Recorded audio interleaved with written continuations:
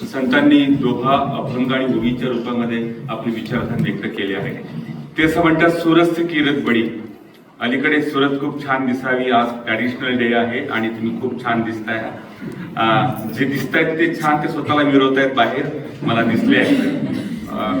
तर कबीर असं म्हणतात, सुरस्य किरत बडी. अलीकडे सुरत खूप छान दिसावी म्हणून मेकअपचा बाजार गरम आहे आणि आपण मेकअप केल्यानंतर खूप छान दिसतो. आणि आमच्या अध्यक्ष महोदय, आमच्या तरुण पिढीकडे स्मार्ट मोबाईल असतात. अर्थातच मग सेल्फी काढण्याचा मोह त्यांना होतो. ज्या वयात इतरांच्या प्रेमात पडायचं असतं त्या वयात आजची पिढी स्वतःच्या प्रेमात पडायला लागली आहे. आणि मग सेल्फी काढता काढता ती कधी सेल्फिश होते ते कळत सुद्धा नाही. पण माझे कबीर असं म्हणतात, सूरत से किरत बड़ी किरत कभी न जाए. अरे सूरत तो जाती है लेकिन किरत कभी न जाए. महापुरुषांना या स्वराज्याच्या भूभागात राहणाऱ्या सगळे मावळे आपण आहात आणि या जावळीच्या प्रांतातला स्वराज्याचा अतिशय महत्वाचा भाग आहे. आणि त्या स्वराज्याच्या अतिशय मेन केंद्रस्थानी असणाऱ्या आपल्या महाविद्यालयामध्ये उभं राहताना माझ्या अंगावर रोमांच आणि मोठभर मात चढला आहे. जयवंत प्रतिष्ठान भूमगाव संचालित आमदार शशिकांत शिंदे महाविद्यालय मेढा आणि श्री शिवाजी कला वाणिज्य महाविद्यालय अमरावती यांच्या संयुक्त विद्यमाने आयोजित डॉक्टर पंजाबराव देशमुख स्मृती व्याख्यानमालेचं गेल्या 3 वर्षापासून महाराष्ट्रभर आम्ही जागर करतो आहोत. आणि छत्रपती शाहू फुले आंबेडकरांनंतर आपण थांबलो आहोत. पुढे शाहू नंतर, आंबेडकरांनंतर पंजाबराव देशमुख आहे, विठ्ठलरामजी शिंदे आहेत आणि गाडगेबाबा आणि तुकोजी महाराज सुद्धा आहेत. याचा विसर पडू नये म्हणून तोच विचार तुमच्या मनामध्ये रुजवण्यासाठी ही महाराष्ट्राची प्रबोधन यात्रा. आणि या यात्रेमध्ये आज आम्हाला इथे उभं राहण्याची संधी देणारे अतिशय प्रभावी व्यक्तिमत्व आणि त्यांच्याशी संवाद करताना खूप छान वाटलं आम्हाला. ते आपले प्राचार्य मेजर डॉक्टर अशोक गिरी सर, ज्यांनी अतिशय सुंदर परिचय आमच्या संस्थेचा आणि आमच्या संस्थेचे ट्रस्टी, आमचे प्राचार्य, जे पंजाबरावांनी स्थापन केलेलं 46 सालातलं पहिलं कॉलेज, हैदराबादच्या निजामाकडनं मदत मागितली होती, त्या कॉलेजचे ते प्राचार्य आहेत माननीय डॉक्टर मदन कुलट सर. या कार्यक्रमाचं संयोजन करणारे संजय धोंडे सर, आपले विकास समिती सर्व सदस्य, संचालन करणाऱ्या मॅडम सौ गायत्री जाधव, यांना सगळं सहकार्य करणारे त्यांचे सर्व सहकारी आणि समस्त माझ्या सळसळत्या रक्ताच्या, जिवंत हृदयाच्या आणि शाबूत डोक्याच्या तरुण मित्रांनो आणि मैत्रिणींनो, खरंच तुमच्या चेहऱ्यावरचे भाव जेव्हा आम्ही सभागृहात पाऊल टाकता बरोबर बघितलंय की आता काय होईल पुढे काही माहित नाही आपल्याला, पण आपल्याला बसवण्यात आलेलं आहे, बघूया काय होते. तर काळजी करू नका. मी तुम्हाला वचन देतो की मी अवघ्या 20 ते 25 मिनिटांमध्ये माझं मनोगत व्यक्त करणार आहे. ते करणारच आहे कारण मी 800 किलोमीटर अंतर कापून इथे पोहोचलेलो आहे आणि गिरी सरांनी आम्हाला संधी दिली आहे उभं राहण्याची. त्यामुळे त्या संधीचा फायदा घेणं गरजेचं आहे. म्हणून त्या माध्यमातून मी तुमच्याशी संवाद साधणार आहे. विद्यार्थी मित्रांनो, आपण सगळे तरुण आहात आणि तरुणांची व्याख्या केलेली आहे की जो वयानं तरुण असतो, विचारानं जो तरुण असतो तो खरा तरुण असतो. असं जर नसतं तर 84 वर्षाचा अमिताभ बच्चन आजही तरुणांचा आयकॉन राहिला नसता. श्रद्धे बाबा आमटे 84 वर्षाचे असताना आमचे आयकॉन होते. अण्णा हजारे 87 वर्षाचे आहेत. APJ अब्दुल कलामही त्याच वयाचे होते. पण हे सगळे तरुणांचे आयकॉन्स होते, सगळ्यांचे आदर्श होते. त्या अर्थानं आपण तरुण राहिलो पाहिजे. नाहीतर आजकालची तरुण पिढी वयानं फक्त तरुण आहे, विचारानं मात्र तरुण राहिली नाही. तुमचा अपवाद तुमचं कॉलेज सोडून, कारण तुम्ही खरे तरुण दिसता आहात आणि हिंमत बांधली आहे एखाद्या व्याख्यानाला उपस्थित राहण्याची. याबद्दल स्वतः करता का टाळ्या वाजवल्या पाहिजे. मुला मुलींना आपलं व्यक्तिमत्व घडण्यासाठी 3 गोष्टी खूप महत्वाच्या आहेत: श्रवण कौशल्य, वाचन कौशल्य आणि लेखन कौशल्य. श्रवण आपलं संपलं आहे, लेखन आपलं कधीच थांबलं आहे. ओठावरच्या भावना आता बोटावर फिरतायत आणि बोट सारखी स्क्रीनवर फिरतायत. वेब सिरीज पाहतायत, सोशल मीडियावर फिरतायत, गुगल बाबा पाहतोय, AI आपल्याकडे आहे, चॅट GTP आपल्याकडे आहे. आणि मग आमची तरुण पिढी त्या चॅट GTP ला विचारते, AI ला विचारते, माझं प्रेम झालंय, मी प्रेम सक्सेस कसं करू. काही मुलं विचारतात, मी लग्न केलं पण ते टिकवू कसं. तिने मला हो म्हटलं, माझ्या घरचे नाही म्हणतात, मी काय करू. असले प्रश्न विचारून मस्त मार्गदर्शन घेतात. आणि मग त्यांना असं वाटतं की कॉलेजमध्ये जाण्यात ते अर्थ नाहीये, तुम्हाला ऐकण्यात ते काही अर्थ नाहीये. पण एक लक्षात घ्या, ते सगळ्या गोष्टी सोशल मीडियावरच्या आणि हे सगळे सोशल प्लॅटफॉर्म फक्त सपोर्टिंग पार्ट आहेत. तुमच्या माहितीची फक्त दारं ते उघड करतात. तुम्हाला जर खऱ्या अर्थानं अभ्यास करायचा असेल, ज्ञान मिळवायचं असेल, तुम्हाला ग्रंथ वाचावे लागतील, तुम्हाला अभ्यास करावा लागेल आणि भाषणं ऐकावं लागतील. ज्या ठिकाणी आपण जेव्हा शिवाजी महाराजांचा इतिहास किंवा मराठ्यांचा इतिहास जेव्हा आपण वाचतो, ग्रँडअपचा किंवा विका राजवाडेंचा किंवा महान इतिहासकारांचा, ते वाचल्याशिवाय आपल्याला महाराज कसे कळतील? अहो, औरंगजेब वाचल्याशिवाय आणि वेगवेगळ्या शायांचा अभ्यास केल्याशिवाय शिवाजीराजे कसे कळतील? ज्या राजगडावर शिवाजीराजे 27 वर्ष राहिले, त्या गडावरची माती आपल्या कपाळाला लावल्याशिवाय, त्या राजगडची भटकंती केल्याशिवाय शिवरायांचं स्वराज्य कसं कळणार आहे? इंग्रज, पोर्तुगीज, डचांचे मूळ कागदपत्र वाचल्याशिवाय इतिहास समजू शकत नाही. म्हणजे आमच्या विदर्भात, तुमच्याकडे काय मला माहित नाही, आमच्या विदर्भात दाढी वाढवायची, कपाळाला गंध लावायचं, जय शिवाजी जय भवानी म्हणायचं. शिवरायांचं आज्ञापत्र माहित नाही. शिवरायांचे गुरु तुकाराम महाराज बुवा या परिसरातले, मूळ परिसरात, तुकाराम वल्लोबा आंबिले या मूळ परिसरातले आहेत. ज्या तुकारामांनी शिवरायांना स्वराज्यासाठी पाईकाचे अभंग नावाचा प्रकार दिला, पाईकाचे अभंग लिहिले. पाईक म्हणजे सैनिक, मुला मुलींना सैनिक कसे व्हावे, मग परमार्थातला सैनिक, भक्तिरसातला सैनिक, संसारातला सैनिक आणि राष्ट्रीय विचारांची पेरणी करणारा सैनिक, या विषयाचं निरूपण तुकाराम बुवांनी पुणे, चाकण, इंदापूर या परिसरामध्ये, जहागिरीमध्ये शहाजी राजांच्या कीर्तन केली. आणि जीवाला जीव देणारी मावळे या जावडी प्रांतातले, या परिसरातले शिवाजी राजांसाठी तयार झाले. त्याचं बीजारोपण कोणी केलं? तुकाराम महाराजांनी केलं. मग या महापुरुषांना समजून घेण्यासाठी आपल्याला वेळच नाहीये. आजकालची पिढी ही शॉर्ट पिढी झालेली आहे आणि अशा पिढी समोर महाराष्ट्रभर विचार मंथन करायचं आणि एका अपरिचित विषयावर गिरीसाहेब आपण विचार व्यक्त करायचे, ही माझी फार मोठी हिंमत मी आम्ही संस्थेच्या माध्यमातून संधी दिली म्हणून आम्ही करतो. म्हणजे यशवंतराव चव्हाणांची भूमी आहे, तर्कतीर्थांची भूमी आहे, शिवाजी राजांची भूमी आहे. मग निदान त्या महापुरुषांना तरी आपण शोधलं पाहिजे. पण आपल्या महापुरुषांच्या बाबतीमध्ये तरुण मुलांचं, तरुण पिढीचं आणि सगळ्या राजकारण्यांचं, समाजकारण्यांचं एक ठरलेलं आहे, प्रतिमा पूजन करायचं, हारार्पण करायचं आणि विचार काही मस्तकात घालायचे आणि कृती मात्र करायची आणि असं आपलं झालं. शिवाजी राजा म्हटलं की बस अफजल खानाचा कोथळा बाहेर काढला, शाहिस्तेखान खानाची बोटं कापली आणि महाराज आग्र्याहून सुटले. या पलीकडे शिवाजी राजा हा आज्ञापत्रातला शिवाजी राजा, ज्या शिवाजी राजाने शेतकऱ्यांचा राजा, ज्या शिवाजी राजांनी अख्ख्या वतनदारांना वेतनदार केलं आणि सांगितलं तुम्ही वेतनदार आहात, वतनदार नाहीत, सगळ्यांच्या जहागिऱ्या जप्त केल्या आणि सामाजिक आर्थिक क्रांती घडवणारा शिवाजी राजा आमच्यापर्यंत का पोहोचू शकत नाही? डॉक्टर बाबासाहेब आंबेडकर म्हटलं की कुलट साहेब म्हणाले की फक्त राज्यघटना, आणि ती राज्यघटना बुद्धिस्टांसाठीच लिहिली असाही अपव्यय मतांचा, विचारांचा अलीकडे होतोय. मग इतर त्याचे परिणाम, उपयोग त्याचे उपभोगत नाहीये आपण. मग बाबासाहेब आंबेडकरांनी अर्थशास्त्री जी मीमांसा केली, अर्थशास्त्र आणि सामाजिक न्यायाची सुसंगत धोरणं आपल्या समोर मांडली. त्यांनी हिंदू कोड बिलाच्या माध्यमातून सगळ्या महिलांना जे अधिकार, आपण ब्राह्मणाची असो की मराठ्याची असो, ते अधिकार सगळे त्याला मिळालेले आहेत. ती प्रतिमा बाबासाहेबांची लोकांपर्यंत का येत नाही? तीच समस्या भाऊसाहेब पंजाबराव देशमुखांच्या बाबतीमध्ये.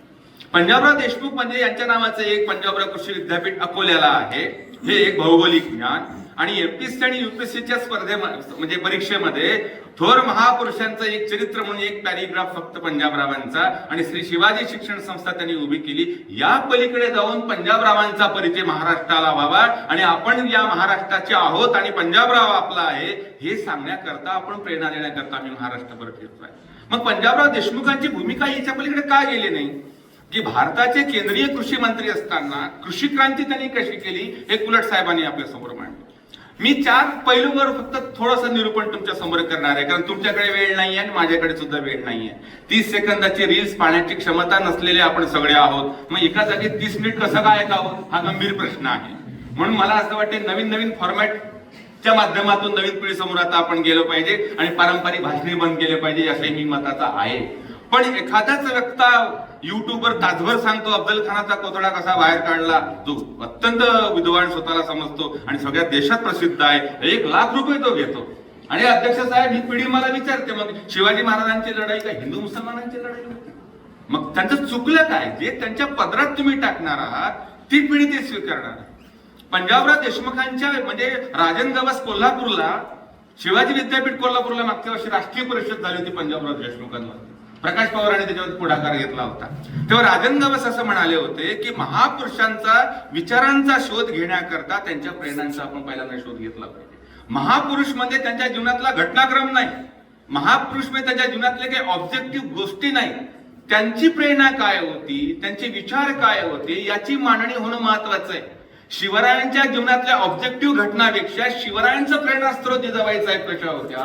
शहाजी राजांनी कशी स्वराज्याची ही संकल्पना त्या मन अधोरेखित केली आणि ते आपल्या मूळ विदर्भातले होते. आता आम्हाला सार्थ अभिमान आहे की जिजाबाई साहेब सिंदखेड राजांच्या, शहाजी राजे वेरूळचे, म्हणजे फक्त विदर्भ पासून वेरूळ आणि अजिंठा 17-18 किलोमीटर अंतरावर आहे.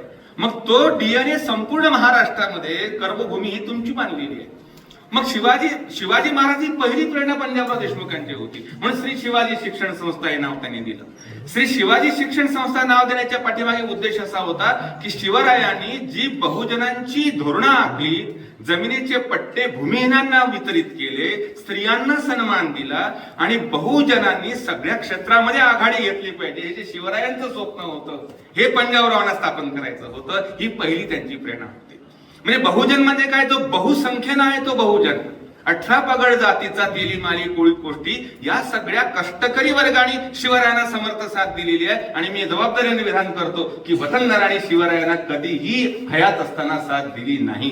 जे शिवरायांचं जे आजोळ होतं सिंदखेड राजा, त्या जाधवांनी सुद्धा कधी स्वराज्याला साथ दिलेली नाही. ते वेगवेगळ्या शाह्यामध्ये चाकरी करत होते. हे अभ्यासाअंती तुमचे आणि माझे लक्षात आलेलं. मग याचा अर्थ असा की कष्टकरी वर्गांचं श्री शिवाजी शिक्षण संस्था पंजाबरावांनी स्थापन केली, ही पहिली त्यांची प्रेरणा होती. दुसरी प्रेरणा अशी होती की तुकाराम महाराज होते की 16व्या शतकामध्ये धर्मपीठासमोर तुकारामांना उभं करण्यात आलं आणि आरोप लावण्यात आले की तू ज्ञान मिळवतोस. दुसरा आरोप केला तू शिष्य राखतोस आणि तिसरा आरोप केला तो कुणबी असताना प्रवचन करतो, कीर्तन करतो, लोकांना उपदेश करतो. तुकाराम बुवा म्हणाले त्या धर्मपीठाला, मी बाकीच्या आरोपांच्या संदर्भात काही बोलणार नाही, मला काही बोलायचं सुद्धा नाही, पण एका वाक्याबद्दल मला बोलायचं की ज्ञान मिळवण्याचा अधिकार प्रत्येकाला आहे. की ज्याप्रमाणे एखादं बाळ आईच्या कुशीमध्ये तिच्या स्तनाला तोंड लावते आणि दूध पिते, त्याला कोणाच्या परवानगीची गरज लागत नाही. तेव्हा तुकाराम बुवा म्हणाले की त्याप्रमाणे ज्ञान मिळवण्याचा प्रत्येकाला अधिकार आहे. तोच तुकाराम म्हणतो, विष्णुमय जग वैष्णवांचा धर्म, भेदाभेद भ्रम मंगळ, कुणाही जीवाचा न घडो मत्सर वर्मश्वर सर्वेश्वर पूजनाचे. ही जी ऐतिहासिक सर्व धर्म समभावाची, वेदांचा तो अर्थ अमासीचा ठावा असं म्हणत तुम्ही भारवाई हमाल आहात असं प्रस्थापित उच्चवर्णीयांना म्हणून बहुजन लोकांचं संलग्नीकरण करून त्यांच्यामध्ये ज्ञानाचं बीजारोपण करणारा तुकाराम या जावळीच्या प्रांतातला मूळ आणि जावळीच्या प्रांतातला आहे. आणि त्या प्रांतातल्या आपण तुमच्या समोर तुमचाच विचार मांडायला मला खूप आनंद वाटतोय. ही शिवरायांची ही पहिली प्रेरणा, दुसरी तुकारामांची प्रेरणा आणि तिसरी प्रेरणा राजर्षी शाहू महाराजांची. म्हणजे खामगाव जिल्हा बुलढाणा विदर्भामध्ये, खामगावला तिसरी मराठा शिक्षण परिषद झाली होती 1920 मध्ये, 1918 मध्ये. आणि 1918ला तिसरी मराठा शिक्षण परिषद झाली आणि त्यासाठी राजर्षी शाहू महाराज आले होते. त्यावेळी फक्त 19-20 वर्षाचा तरुण पंजाबराव त्या सभेला उपस्थित होता. एखादी सभा, एखादं वाक्य माणसाचं आयुष्य बदलून जाते आणि तसं पंजाबरावांचं आयुष्य बदललं. शाहू महाराज असं म्हणाले की या देशामध्ये बहुजनांच्या मस्तकामध्ये, या मेंदूमध्ये हजारो वर्षाची अंधाराची काळोखी रात्र पसरलेली आहे. आणि ही अंधाराची काळोखी रात्र जर दूर करायची असेल तर आपल्याला ज्ञान मिळवलं पाहिजे, आपण शिक्षण घेतलं पाहिजे. ही भूमिका कोणी मांडली? शाहू महाराजांनी मांडली. शाहू महाराज असं म्हणाले की या देशाचा शेतकरी आत्मा आहे, शेती हा आत्मा आहे आणि म्हणून बहुजनांसाठी, शेतकऱ्यांसाठी आपण काम केलं पाहिजे. हे दुसरं वाक्य राजर्षी शाहू महाराजांनी भाषणामध्ये म्हटलं. आणि त्या दिवसापासून पंजाबरावांचं आयुष्य हे बहुजनांचं शिक्षणाकरण व्हावं आणि शेती आणि शेतकरी हे त्यांचं दुसरं ध्येय निर्माण झालं. आणि पंजाबरावांचं हे पॅशन तयार झालं आणि पुढे त्यांनी मिशन मध्ये त्याचा कार्यक्रम केला. आज आपल्या तरुण पिढीकडे पॅशन नाहीये, मला काय व्हायचं आहे, मला काय करायचं आहे. आपण सगळे गुंतून गेलोय या सगळ्या ऑनलाईन सगळ्या गजब या परिस्थितीमध्ये. मला असं म्हणायचं की जोपर्यंत आपलं पॅशन तयार होत नाही तोपर्यंत मिशन तयार होत नाही. पंजाबरावांचा कृती आराखडा तयार झाला, मिशन तयार झाला की मी माझ्या आयुष्यामध्ये हे काम करणार आहे आणि बहुजनांसाठी करणार आहे. मी गिरी साहेबांना आम्ही सांगितलं की श्री शिवाजी शिक्षण संस्था ही बहुजनांची आहे आणि आमच्या संस्थेमध्ये भाऊसाहेबांचा एकही दूरचा जवळचा नातेवाईक नाही. लोकशाही पद्धतीनं आम्ही 1.5 लाख विद्यार्थी आणि आम्ही 8,000 प्राध्यापक आणि हजारो कोट्यवधी रुपयाचं बजेट आणि कोट्यवधी अब्जवधी रुपयाची प्रॉपर्टी पंजाबराव आमच्यासाठी सोडून गेले. त्यांची प्रेरणा राजर्षी शाहू महाराज होती. महाराष्ट्राला हे सांगतोय आम्ही की महाराष्ट्रामध्ये राजर्षी शाहू महाराजांनंतर त्यांचा कृतिशील विचार मांडणारा अत्यंत महत्वाचा कार्यकर्ता जर कोण असेल तर पंजाबराव देशमुख आहेत, आणि त्या भूमीमध्ये मी विचार मांडतो. आणि पंजाबरावांनी मग आपल्या आयुष्यात ते करिअर ठरवलं. ते BA झाले फर्ग्युसन कॉलेजमध्ये. तिथे शाहू महाराजांची भेट झाली. शाहू महाराज तिथे व्यायाम करायला यायचे, तिथे कुस्तीचे फळ रंगायचे. आणि त्या ठिकाणी पंजाबरावांनी ग्रॅज्युएशन केलं. MA संस्कृत ऑडिंबरो विद्यापीठामध्ये ब्रिटनमध्ये केलं. तुम्ही असं का बरं केलं? कारण पंजाबराव जेव्हा घरी गेले आणि त्याच्या वडिलांच्या बापदादांचं श्राद्ध होतं आणि पितृजीव घालायचे होते गिरीसा. हे पितृजीव घालायच्या वेळी आई म्हणाली की जा तुझ्या काही मित्रांना बोलवून घे. भाषणाला स्पीड यासाठी देतो की वेळ कमी आहे आपल्याकडे. जा तुझ्या 11 मित्रांना बोलवून आण. तेव्हा पंजाबराव असं म्हणाले की आई हे काय प्रकरण आहे पित्राचं जीव घालणं? तुमच्याकडे असतं का? आमच्याकडे आहे. म्हणजे आमच्याकडे असं म्हणतात की ओली क्रिया, साधी क्रिया, दशक्रिया, वेगवेगळ्या क्रिया असतात. म्हणजे एकदा तोरण परवडलं पण मरण नाही परवडत. 13 दिवस चालतो. कर्ज काढावं लागतं, त्र्यंबकेश्वरची पूजा करावी लागते, वाराणसीची पूजा करावी लागते, घरात प्रिय व्यक्ती मरतो, भाऊबंदीला जीव घालावा लागतो. अशी स्थिती आहे. पंजाबराव म्हणाले आई एक काय प्रश्न आहे? आपले मित्र वर्षभर जेवायला कुठे गेले होते? पहिला प्रश्न केला. ते कुठे राहत होते? आजच कसे काय आले? तेव्हा आई म्हणाली जशी आपली आई आपल्याला सांगते की बेटा धर्माच्या बद्दल काही बोलायचं नसतं. जे आखून दिलेलं आहे ते बहुजनांनी फॉलो करायचं असं म्हटलं. बाबासाहेबांनी फॉलो केलं नाही. त्यांनी प्रश्न विचारले, प्रश्न उपस्थित केले की नाही तो न्हावी रेड्याचे केस भादरतो माझी दाढी करायला तयार नाही, का बरं आहे? हा प्रश्न बाबासाहेबांच्या मनात पडला होता की तोच प्रश्न पंजाबरावांच्या मनात पडला. आई म्हणाल प्रश्न विचारायचे नाहीत, जे आज सांगते ते फॉलो कर. पंजाबराव थेट महारवाड्यात गेले आणि आपल्या 11 महार मित्रांना बोलावलं, त्यांना घरी जीव घातलं. ही पहिली सामाजिक क्रांती पंजाबरावांनी घरापासून केलेली आहे. भाषण द्यायला सोपं आहे, ते कृती करायला कठीण आहे. पंजाब टाळ्या जोरातही वाजवण्याचा काही हरकत नाही एखाद्या महापुरुषांच्या विचारांसाठी. तसेही व्यायाम होऊन जातो हातांचा. मुद्दा असा आहे की ही पहिली घटना. मग हे कर्मकांड काय आहे? काय तुकाराम महाराजांनी कर्म सिद्धांत सांगितलेला आहे. मनगटाच्या जोरावर जे तुमचं करिअर करता, जे काम करता, तो कर्म सिद्धांत. जे जे तुम्ही आयुष्यात करता ते तुम्हाला फळ मिळत असतं. तुम्ही काय भांग पेरली तर तुळस उगवणार आहे का? तुम्हाला चांगले विचार पेरावे लागतील, चांगले परिणाम भोगावे लागतील. वाईट विचार पेरले वाईट भोगावं लागेल. हे मी नाही सांगत, हे विज्ञान सांगते. आणि विज्ञानात हे सिद्धांतच आहे. हे आम्ही समजून घेतले नाही, आम्ही कर्मकांडाच्या नादी लागलो. पंजाबराव आणि मग हे धर्मग्रंथामध्ये सांगितलेलं आहे. धर्मग्रंथ संस्कृत मध्ये आहे. मग संस्कृत तर 2% लोकांना वाचण्याचा अधिकार आहे. तो म्हणजे ज्ञानेश्वर बुवांनी म्हटलंय ना, ज्ञानेश्वर महाराजांनी, संत ज्ञानदेवांनी की मराठी म्हणजे संस्कृत देवापासून झाली तर मराठी काय चोरापासून झाली? म्हणजे मराठी काय चोरांची भाषा आहे का? हा प्रश्न केला ज्ञानदेवांनी 12व्या शतकात. पहिलं बंड केल्या महाराष्ट्रात, भाषिक बंड केलं. त्यासाठी MA संस्कृत केलं त्यांनी एडिनबर्ग विद्यापीठामध्ये. आणि त्यानंतर पंजाबरावांनी ऑक्सफर्ड विद्यापीठामध्ये अतिशय महत्वाची गोष्ट आहे सांगतात मला येईल की त्यांनी the origin and development of religion in वैदिक लिटरेचर, धर्माचा वैदिक साहित्यातील उगम आणि हा विकास, हा डॉक्टर ऑफ फिलॉसॉफीसाठी शिवाजी विद्यापीठात नाही ऑक्सफर्ड विद्यापीठामध्ये 1922 साली ऍडमिशन घेतली. आणि प्रोफेसर कित त्यांचे गाईड होते. सांगू द्या मला, पंजाबरावांनी सगळ्या जगातल्या पौरात्य विद्यांचा अभ्यास केला, सगळ्या धर्मग्रंथांचा अभ्यास केला, 100हून अधिक धर्मशास्त्राचा अभ्यास केला. चार्वाक आणि बुद्धानंतर आणि फुल्यानंतर धर्माची चिकित्सा करणारा पहिला विचारवंत प्राच्य विद्या पंडित म्हणजे डॉक्टर पंजाबराव देशमुख आहेत, लक्षात घ्या. आणि त्या पंजाबराव देशमुखांनी हा डिफिलच्या प्रबंधामध्ये धर्माची परिभाषा, त्याची निर्मिती, आर्यांचं मूळ निवासस्थान काय आहे, देवाच्या सगळ्या साऱ्या कल्पना कोडून ते दिलेले होते. मी असं म्हणतो अध्यक्ष महोदय, एखाद्या शंकराचार्याला जसं धर्माच्या बद्दल बोलण्याचा अधिकार आहे तसं पंजाबरावांना बोलण्याचा अधिकार आहे. ते धर्मपंडित होते, धर्म महर्षी होते, धर्मचिकित्सक होते. आणि ते त्यांनी जे निष्कर्ष काढले ते जबरदस्त आहेत. ते असं म्हणतात की माणूस देवाचा जन्मदाता आहे, निसर्ग पूजा ही सर्वश्रेष्ठ मानली पाहिजे, वेद हे दिव्य ज्ञान आहे, कर्मकांड व्यर्थ आहे. मी नाही म्हणत, पंजाबराव डिफिलच्या प्रबंधामध्ये ऑक्सफर्ड विद्यापीठात म्हणतात कर्मकांड व्यर्थ असून सामाजिक फूट पाडणारे आहेत. मानवाची सेवा हीच खरी ईश्वर पूजा असून रूढीग्रस्त आणि पुरोहितग्रस्त समाजाने जागृत झालं पाहिजे. धर्माची सत्तेसाठी भेसळ करणं आणि त्यातून राजकारण समाजकारण करणं आणि समाजामध्ये दुही निर्माण करणारे धंदे बंद झाले पाहिजे, असं पंजाबरावांनी डिफिलच्या प्रबंधामध्ये 100 वर्षापूर्वी क्रांतिकारक तत्वज्ञान मांडलं. त्याच्याकडे आम्ही दुर्लक्ष लक्षात घ्या. त्यानंतर शरद पाटलांनी धुळ्याचे विचार विवेचन केलं या धर्म परिभाषेवर. पंजाबरावांचं म्हणणं आहे की ह्या सगळ्या गोष्टी झूट आहेत.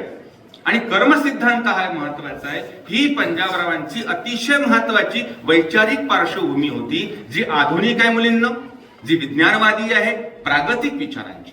म्हणजे पेपरमध्ये बातमी येते की मुलीला फूस लावून पळवले. फूस लावून पळवले म्हणजे काय? तिला तो तरुण पोरगा आम्हीच दाखवतो की तुम्हाला आम्हीच दाखवतो. मला वाटतं आमच्या पुरुषांपेक्षा स्त्रीची जात ही अत्यंत हळवी आहे, संवेदनशील आहे की नाही, आणि अत्यंत प्रामाणिक सुद्धा आहे, काम अतिशय प्रामाणिक करते, पण ती स्वप्नाळू सुद्धा आहे. पुरुषाची जात अशी आहे, तुम्हाला स्वप्न दाखवते, तुला मी चंद्र आणून देईल, मी तारे आणून देईल, आहे की नाही. पारंपरिक ट्रॅडिशनल डेच्या दिवशी तू खूप सुंदर दिसते, मला स्वप्नात दिसते, मला झोपच लागत नाही, हा ढराढूर झोपलेला असतो.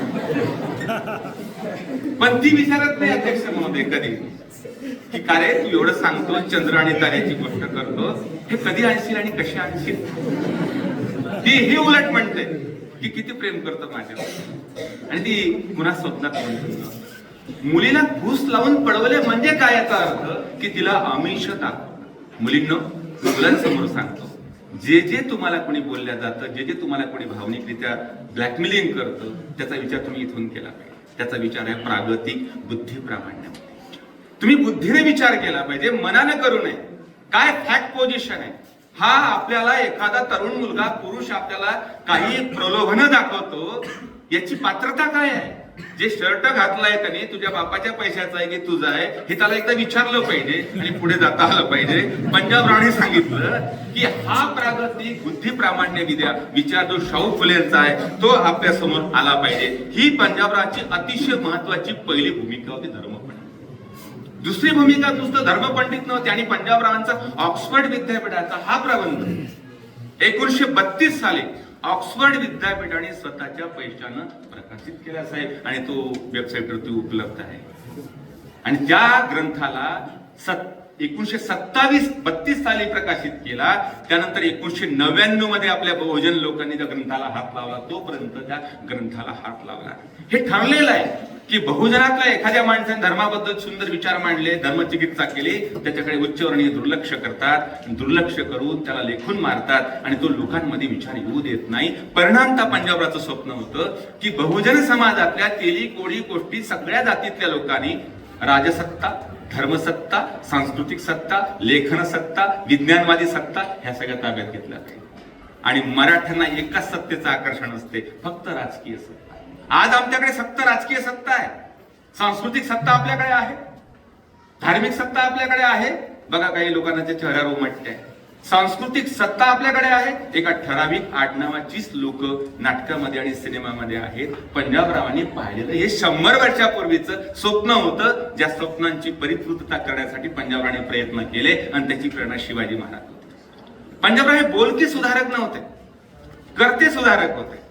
त्यांनी आंतरजातीय विवाह केला. डिफिलची पदवी मिळून ते जेव्हा परत आले महाराष्ट्रामध्ये, मराठा देशमुख जातीतला एक तरुण पोरगा लग्न करण्यासाठी किती स्थळ आले. सयाजीराव गायकवाडांच्या मुलीचा संबंध चालून आला होता, पुतणीचा. करोडो रुपयाचं पॅकेज मिळालं असतं पंजाबरावांना, पण पंजाबरावांचं नातं विचारांचं बाबासाहेब आंबेडकरांशी होतं. बाबासाहेब म्हणाले होते एका ठिकाणी की जी जात नाही तीच जात.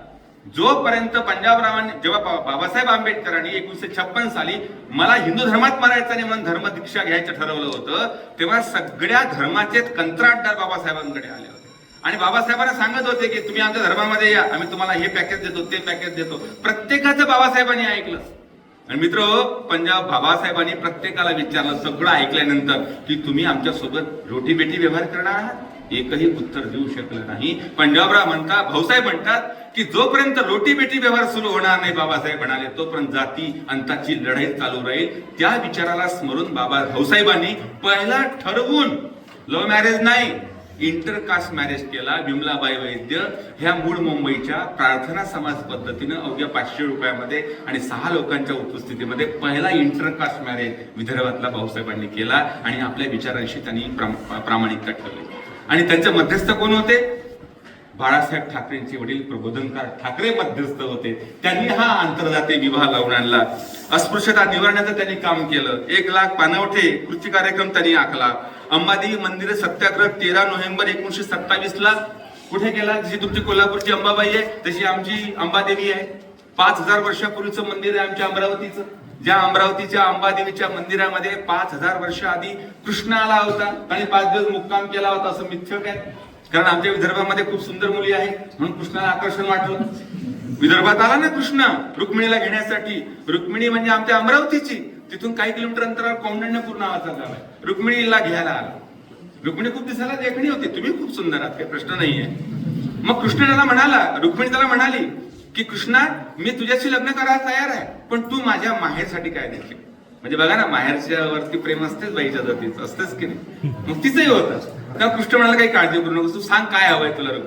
रुक्मिणी म्हणाली, माझ्या वराडावरती, माझ्या विदर्भावरती कोणती नैसर्गिक आपदा येऊ देऊ नको. हे 5000 वर्षापूर्वीचं मिथक आज खरं ठरलं. आमच्या विदर्भात कधी आग लागत नाही, कधी चक्रीवादळ येत नाही, कधी पूर येत नाही. इतके सुरक्षित झोन मधले याचा परिणाम, याचा अर्थ खरा आहे. तर त्या अंबादेवीच्या मंदिरामध्ये बाबासाहेबांना बोलवलं आणि त्यांच्या अध्यक्षतेखाली मंदिर प्रवेशाचा कार्यक्रम भाऊसाहेबांच्या नेतृत्वात लाभला.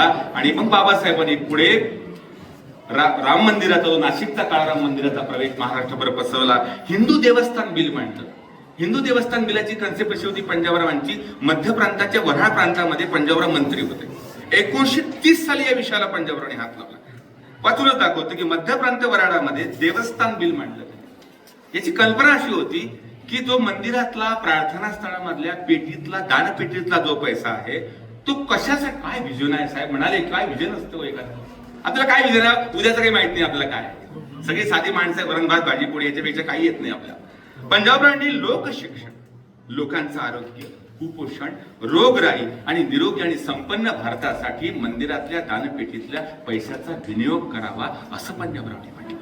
पंजाबरावांना अध्यक्ष महोदय सगळ्यांनी हिंदू धर्माचा द्वेष्टा, हा धर्मद्रोही म्हणून पंजाबरावांना हिणवलं. आणि ज्या बहुजनांच्या हितासाठी हे बिल मांडलं होतं त्यांनीच ते मध्य प्रांतामध्ये हाणून पाडलं. त्या बिलाला आजही कुणी हात लावलेला नाही. आजही कुपोषण आहे, आजही स्कॉलरशिप मिळत नाही, आजही मुलांना नोकऱ्या नाहीत, मुख्य प्रवाहामध्ये आलेले नाहीत आणि इतरच प्रश्न आपल्या पुढे उपस्थित केल्या जात आहेत.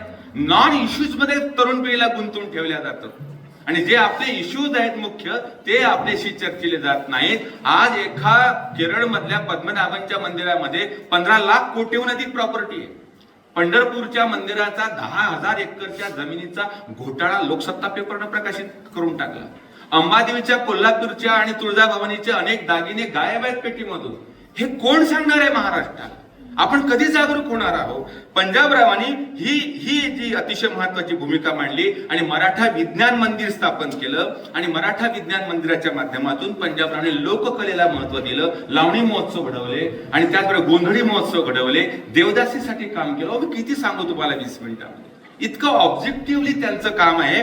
कृषी क्रांतीचे प्रणेते असताना त्यांनी कृषी क्रांती मांडली. ते म्हणतात की शेतकऱ्यांना ते धान्य निर्माता म्हणत नाहीत, धन निर्माता म्हणतात. शेतकरी धन उगवतो. आपण दिवाळीच्या दिवशी कशाची पूजा करतो? सोन्याची पूजा करत नाही, पैशाची करत नाही, धान्याची करतो. पंजाबराव म्हणाले शेतकरी धन निर्माता आहे. पंजाबराव असं म्हणाले, तो लोकशाहीचा मतदाता आहे आणि तो जगाचा पोशिंदा आहे. कोरोनाच्या काळात जर शेतकरी बंद राहिले असते तर आम्ही नोटा खाऊन जगू शकलो नसतो. कारण नोटा जर असल्या तर फूड लागेल ते विकत घेण्यासाठी आणि तो शेतकरी आहे. दुसरं असं की त्यांनी गव्हातून तत्वज्ञान मांडलं, कापसातून क्रांती मांडली आणि फळातून चारित्र्य मांडलं आणि समृद्धीतून सभ्यता मांडली. पंजाबरावांची हरित क्रांती जी तुमच्या पश्चिम महाराष्ट्रनी अवलंबली आणि पश्चिम महाराष्ट्रात हिरवा सुपीक आहे. आज पश्चिम महाराष्ट्रात साखर कारखाने आहेत, पश्चिम महाराष्ट्रात दूध धवल क्रांती आहे. हे सगळं जरी तुम्ही केलेलं असेल तरी 1960 नंतर या महाराष्ट्रामध्ये, देशामध्ये ही कृषी क्रांती घडवून आणणारा हा पंजाबराव आहे. आणि त्या पंजाबरावांचंच माहिती आपल्याला नाहीये, ती सांगण्यासाठी आम्ही तुमच्यापर्यंत आलेलो आहे.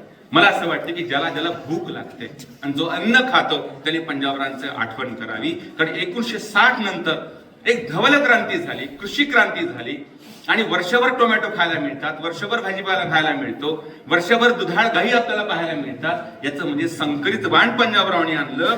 म्हणजे बघा ना, त्यांनी जवळपास 1600 टन जर्मनीमधून गव्हाचं संकरित बियाणे आणलं. डॉक्टर नॉर्मन बोरलॉग नावाचा जर्मन शास्त्रज्ञ त्यांनी डेव्हलप केलेली होती. शंकर ब्रेबर नावाची जात आणली आणि 1960 नंतर या महाराष्ट्रामध्ये, देशामध्ये हरियाणा आणि पंजाब आज सगळ्या जगाला गहू पुरवतो. आणि मला सांगू द्या अभिमानानं की त्या पंजाबचे, हरियाणाचे लोक भाऊसाहेबांना पंजाब का पुत्र म्हणून त्यांचा लोकसभेमध्ये आणि राज्यसभेमध्ये गौरव केला, ही अतिशय महत्वाची बाब आहे. म्हणून पंडित नेहरू म्हणाले, पंजाबराव देशमुख हा कृषकांचे पंचप्राण. महात्मा गांधी म्हणाले की पंजाबराव हा धन सत्ता संपत्तीच्या बाजूला सोडून शेतकऱ्यांचा यज्ञ हा विकसित व्हावा, तो पुढे जावा यासाठी आपलं आयुष्य समर्पित करणारा हा बंदा म्हणजे पंजाबराव देशमुख आहे, असं महात्मा गांधींनी वर्णन करताना राज्यघटना समितीमध्ये अतिशय महत्वाचं काम भाऊसाहेबांनी केलं होतं. अतिशय महत्वाचा चौथा पैलू आहे, त्याला फक्त स्पर्श करतो आणि माझ्या भाषणाला विराम मी देईन की राज्यघटना समितीमध्ये सगळ्या 355 अधिक लोक होते आणि त्या राज्यघटना समितीमध्ये काही मोजके लोक होते की त्यांना लोकशाहीबद्दल आस्था होती. इतरांनी काहीही आस्था ठेवली नाही, कायद्याचं ज्ञान त्यांना नव्हतं. 500 डिबेट झाल्या. पॉलिटिकल सायन्सचे काही विद्यार्थी असतील, 500 डिबेट्स पैकी 350 डिबेट्स मध्ये पंजाबराव देशमुखांनी आपले विचार व्यक्त केले, ज्यात ओबीसीचे हक्क असतील, शेतकऱ्यांचे हक्क असतील, हिंदू कोडबलाच्या संदर्भामध्ये चर्चा झाली असेल, पंजाबरावांनी विचार मांडले. पंजाबरावांनी त्याबद्दल कलम 131 मुख्यमंत्र्यांचे राज्यपालाचे अधिकार काय असावे, कलम 92 राष्ट्रपतीचे अधिकार काय असावे, व्यापारावर निर्बंध काय घालावे, कलम 170 सर्वोच्च न्यायालय जगाच्या पाठीवर असं एक न्यायालय आहे आपलं, देशाची न्याय व्यवस्था आणि निवडणूक आयोग ही स्वायत्त संस्था आहे, राष्ट्रपती सुद्धा याला सल्ला देऊ शकत नाही, इतकं स्वतंत्र अस्तित्व लाभलेलं आहे. दुर्दैवानं आज मी त्याच्यावर चर्चा करणार नाही, त्याचं काय होते पण अशा या पार्श्वभूमीवर ही कशी संस्था स्वतंत्र राहावी याबद्दल पंजाबरावांनी आपले विचार मांडले. विकास योजनेसंदर्भात परदेशी कर्ज घ्यावे की नाही घ्यावे, पंजाबरावांनी आपले विचार मांडले. हिंदी भाषा राष्ट्रीय भाषा असावी की नसावी, हे सगळी भाषणं पंजाबरावांचे स्पीचेस हाऊस मधले वेबसाईटवर उपलब्ध आहे, त्याचा आधार घेऊन मी तुमच्याशी बोलतो. आणि या संदर्भात विश्वस्त संस्था म्हणजे शशिकांत शिंदे साहेब आपल्या संस्थेचे विश्वस्त आहेत, ते मालक नाही आहे. जी गांधींची विश्वस्त संकल्पना होती ती राज्य संविधान सभेमध्ये आलेली आहे की ते मालक नाही, ते विश्वस्त आहेत आणि त्या माध्यमातून ही संस्था चालवत आहेत. हा विचार पंजाबरावांनी आपल्या समोर या सगळ्या राज्यघटना समितीमध्ये मांडला आणि या समितीमध्ये मांडताना पंजाबरावांनी या संविधान सभेमध्ये अतिशय महत्वाचा रोल केला. म्हणून शेवटचं जे 2 वर्ष 7 महिने लागले आणि शेवटची राज्यघटना म्हणजे राजेंद्र बाबूंना बाबासाहेबांनी सुपूर्द केली आणि बाबासाहेबांनी शेवटच्या भाषणामध्ये म्हटलं की या राज्यघटना समितीमध्ये 350हून अधिक लोक होते, पण काँग्रेसच्या विधिमंडळाच्या राजकारणाच्या बाजूला जाऊन मला हिंदू कोड बिलापासून ओबीसीच्या हक्कापर्यंत आणि दलित वर्गाच्या हक्कापर्यंत माझ्या पाठीमागे मोठं पाठबळ उभं करणारा आणि मला सहकार्य करणारा एकमेव माणूस या घटना समितीतला कोण जर असेल तर बाबासाहेब म्हणाले की पंजाबराव देशमुख आहेत. आणि पंजाबराव देशमुख जर या घटना समितीमध्ये नसते तर ही घटना समिती मुख्या बहिऱ्यांची राहिली असती. याबद्दल टाळा द्यायला काय हरकत आहे पंजाबरावांच्या? बघा ना, एवढा त्यांचा परिप्रेक्ष्यातला जो अनुभव आहे तो बघा 20-22 मिनिटांमध्ये 1000 किलोमीटर अंतरावर येऊन मी तुमच्याशी मांडण्याचा प्रयत्न करतोय. पण त्याकरता मला 2 वर्ष वाचावं लागली पंजाबराव की पंजाबरावांनी 2 शब्दांची शेवटची एक गोष्ट सांगितली जी तुमच्यासाठी खूप महत्वाची आहे, ज्याचा तुम्ही खूप विचार करताय आता आणि पश्चाताप सुद्धा तुम्हाला होत आहे.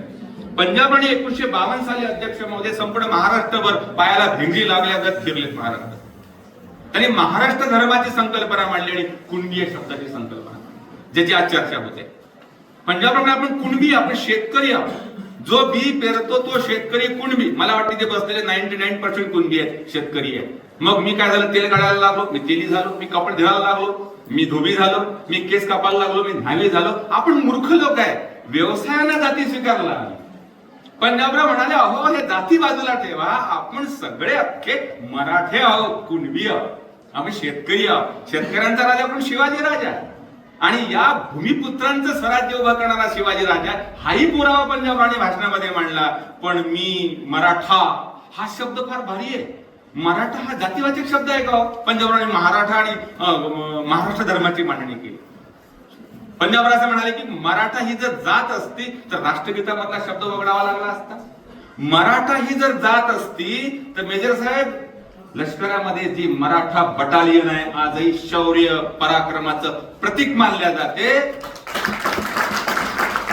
ती बटालियन वजा करावी लागली असती की आजही काय नाही. पंजाबराव असं म्हणाले मुलींना मागचे पुढचे आहे का मुलींना, आता ज्ञानाचा विचार केला पाहिजे, अभ्यास केला पाहिजे, प्रेरणा मिळवल्या पाहिजे, नुसतं माहिती नाही घेतली पाहिजे, नुसतं स्वतःला दिसण्यापेक्षा असणं महत्वाचं आहे. सावित्रीबाई असणं, जिजाबाईचं असणं, तुमचं माझं जीवन सुंदर. आपण नुसतं दिसायला सुंदर दिसलो पाहिजे याचा प्रयत्न आपण करतो. काळजीपूर्वक ऐका. इथं बेबीच्या देठापासून मी तुमच्या समोर विचार मांडतोय. तुम्हाला बसल्या जागे ऐकायला काय हरकत आहे? कोणते कष्ट पडतायत तुम्हाला? आणि हे जर तुम्ही ऐकलं नाही तर कधी ऐकणार आहात? सांगणाऱ्यांनी कधी सांगावं? आई वडिलांचं आपण ऐकत नाही, शिक्षकांचं वर्गात ऐकत नाही, पण ऐकणार कधी आहात आपण? मुद्दा असा आहे की पंजाबरावांनी मराठा या शब्दाची व्याख्या केली. जो महाराष्ट्रात राहतो तो मराठा, हा मराठा शब्द पंजाबराव म्हणाले हा प्रदेशवाचक शब्द आहे, हा भूगोलवाचक शब्द आहे. आणि ही पंजाबरावांनी अतिशय महत्वाची मांडणी केली. मी काल परवा 8-10 दिवसाआधी पंजाबमध्ये गेलो. काही लोक म्हणाले तुम्ही कोण आहात? म्हटलं मैं महाराष्ट्र से आया हूं. मग मी असं सांगणार आहे का मी तेली हूं, मैं तांबोळी हूं, मैं कोळी हूं? मतलब मैं मराठा हो और महाराष्ट्र से आया हो. तो पंजाबचा सीख मला म्हणाला आप वही मराठी हो जो मरता नहीं वो मारता है. म्हटलं मीच वही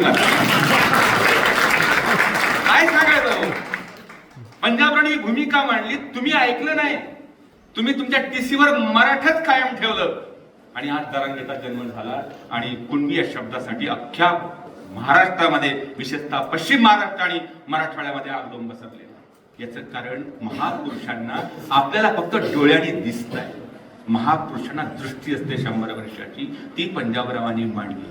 लक्षात घ्या, पंजाबरावांची धर्मपंडित, पंजाबरावांचा कृषी क्रांतीचा प्रणेता, पंजाबरावांचं संविधान विषयक कार्य, पंजाबराव एक सामाजिक कार्यकर्ता आणि पंजाबराव शाहू फुले आंबेडकरांचा कृतिशील विचारवंत कार्यकर्ता. ही जी भूमिका मी जे 25 मिनिटांमध्ये आपल्या समोर मांडली, ही भूमिका काय आमची आहे? ही महाराष्ट्राची असली पाहिजे. महाराष्ट्राच्या प्रत्येक माणसाची असली पाहिजे. बंधू आणि भगिनींनो, इतक्या सुंदर दिवशी आपण हे सगळं ऐकत आहात आणि आपण सगळ्या तुम्हाला महत्वाच्या प्रेरणा आहेत. त्या भूमीमध्ये आपण राहतात. विदर्भातले लोक जेव्हा आम्ही येतो, मी किल्ले भटकंती करत असतो साहेब, आणि किल्ले भटकंती करताना जावळीच्या प्रांतात फिरताना आम्हाला ते जाणवतं की ते महाराजांचं स्वराज्य होतं. मला माहिती आहे समोर बसलेला प्रत्येक व्यक्ती, तुम्ही तुमच्या पिढीतला आबा पंजा 10व्या-12व्या पिढीतला अगोदर कोणतरी मावळा असेल आणि शिवाजी राजांच्या स्वराज्यामध्ये असेल. असे तुम्ही सगळे मावळे आहात. आणि तुमच्या अशा या तुमच्या मावळेपणाला आणि तुमच्या स्वराज्याच्या, तुमच्या घरच्या परिवाराच्या कार्याला मी सॅल्यूट करतो. तुम्हाला नमस्कार करतो. मला उभं राहण्याची संधी दिली त्याबद्दल आभार मानतो. जय भवानी, जय शिवाजी.